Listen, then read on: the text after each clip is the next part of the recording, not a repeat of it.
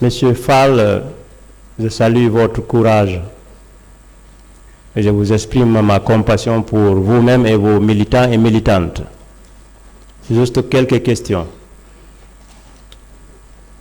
Vous êtes témoin oculaire des massacres du stade. Est-ce que c'était une attaque qui visait un groupe et laissait un autre groupe, ou bien cela concernait l'ensemble des personnes qui étaient là, selon votre témoignage? Est-ce que c'était une attaque généralisée? Oui, c'était une attaque généralisée. Ce n'était pas dirigé contre un seul groupe. Il n'y avait aucune raison d'ailleurs. C'était généralisé. Toujours sur la même lancée. Ces groupes-là, des militaires, attaquaient-ils d'autres militaires ou c'était dirigé contre la population civile? C'est des attaques contre des civils. Toujours dans le même cadre. Est-ce que ce n'était pas en connaissance de cause? Est-ce que le fait qu'on vous a dit on va les mater, est-ce que ces groupes qui s'attaquaient à ces civils-là n'avaient pas un mobile derrière? Il n'y avait pas une sorte d'intention d'attaquer?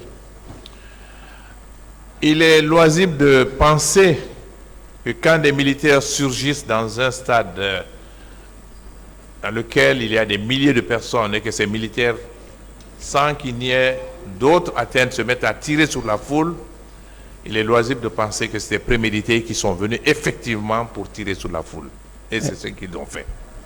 Pourrez-vous être alors d'accord avec moi que nous venons de faire, en passer en revue, les éléments constitutifs des crimes contre l'humanité, à savoir l'attaque généralisée, dirigée contre une population civile, en connaissance de cette attaque? Article 7 du statut de Rome. Oui, quand on regarde le statut de Rome, c'est la raison pour laquelle je disais depuis le début de ce procès que la commission internationale d'enquête, qui était composée d'éminents juristes, cette commission n'a pas choisi au hasard l'expression crime contre l'humanité. Tous les éléments constitutifs de crime contre l'humanité étaient réunis dans les attaques du 28 septembre. Monsieur Fall, savez-vous également, contrairement à ce qui est avancé, les réquisitoires introductifs du parquet, du procureur, visaient à la fois donc ce rapport qui parle de crimes contre l'humanité et le rapport national? Pour vous donner raison, n'est-ce pas? Mais je pense que ça, c'est un travail entre vous, de juge, avocat et la justice. Je crois que vous êtes dans votre rôle. Toujours parlant de chiffres, est-ce que vous savez que vous n'êtes pas le premier ni le dernier à penser que ce chiffre-là est un chiffre conservateur? Ce n'est pas le chiffre exact. Même le rapport international n'est pas formel. Ils avancent le chiffre de 150 tout en évoquant la possibilité qu'il y ait plus de morts. Vous le savez? Mais évidemment, vous avez suivi ce procès. La preuve a été apportée ici qu'il y a eu plusieurs corps qu'on a enlevés. Des corps qu'on a pris au stade et des corps qu'on a enlevés dans les morgues. Il y a plusieurs corps qui ont disparu. Et donc, il est loisible de comprendre que le chiffre qui a été donné est beaucoup plus important en réalité. Également, on semble indiquer que c'est tout dernièrement que vous avez pu sortir quelque part le nom Marcel. Alors que, en 2014, il est écrit noir sur blanc que vous avez identifié formellement colonel Tchegoro, Marcel Guilavoki et Toumba Diakité. Donc, c'est pas nouveau, n'est-ce pas? Absolument. Peut-être un dernier point, avec la permission de Monsieur le Président. Plénipotentiaire, vous avez indiqué ici que le statut de Rome n'est pas un statut imposé aux États africains. Le groupe africain, comme beaucoup de pays en développement, à travers le groupe, ont pris une part active dans l'avènement du principe de complémentarité. Puisque vous le savez vous-même que le principe de primauté a eu beaucoup de difficultés. C'est la première fois dans l'histoire, n'est-ce pas, qu'un tribunal international mis en place adopte ce principe de complémentarité, n'est-ce pas? Oui, absolument. Nous avons tiré les leçons de tout ce qu'on a eu comme juridiction internationale. Vous savez qu'il y a eu beaucoup de tribunaux ad hoc, surtout depuis les procès de Nuremberg, les procès de Tokyo, les différents tribunaux ad hoc qui avaient été créés dans les Balkans, aussi dans des pays comme le Rwanda. Il y a eu beaucoup de tribunaux ad hoc. On s'était rendu compte que ça ne pouvait pas continuer, qu'il fallait créer une juridiction internationale qui va juger des crimes les plus atroces.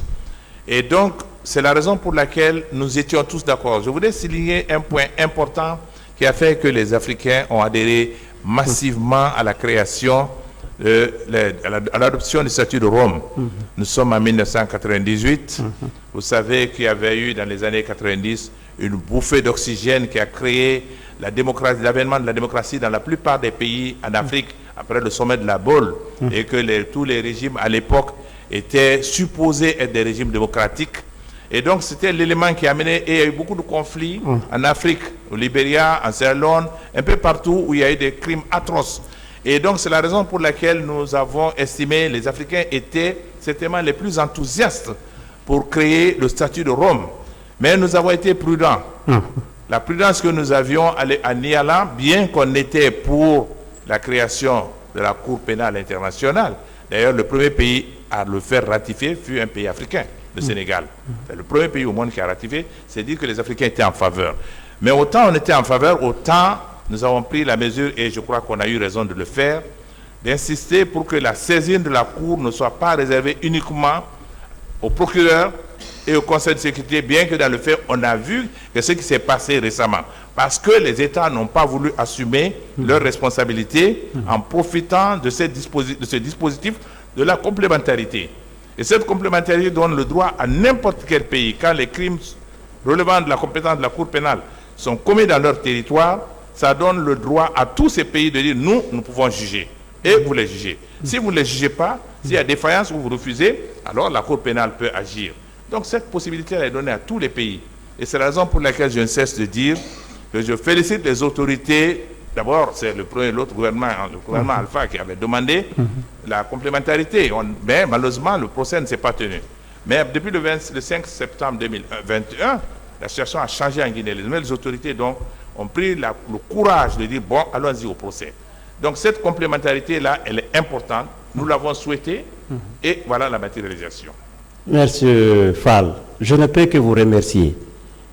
Est-ce qu'on ne peut pas dire alors que cette théorie, cette doctrine de principe de complémentarité ne va pas trouver application avec ces procès? Le principe de complémentarité que la Guinée va donner au monde de manière complète pour la première fois, est-ce que ce n'est pas le verdict qui sera rendu par ce tribunal? Ce procès en Guinée se tient sur la base de la complémentarité. J'insiste et je le dis depuis hier que ce procès était normalement du ressort de la CPI. Mais la complémentarité a fait qu'il a été délocalisé conformément au statut. Et la CPI a donné plein droit au gouvernement guinéen d'exercer son droit souverain pour organiser le procès ici. L'actuel procès qui se fait est un bel exemple de la complémentarité et bel et bien. Monsieur Fall, je ne peux que encore réitérer mon admiration et mon salut pour votre sens de patriotisme. Monsieur le Président, distingué à cette heure, je vous remercie.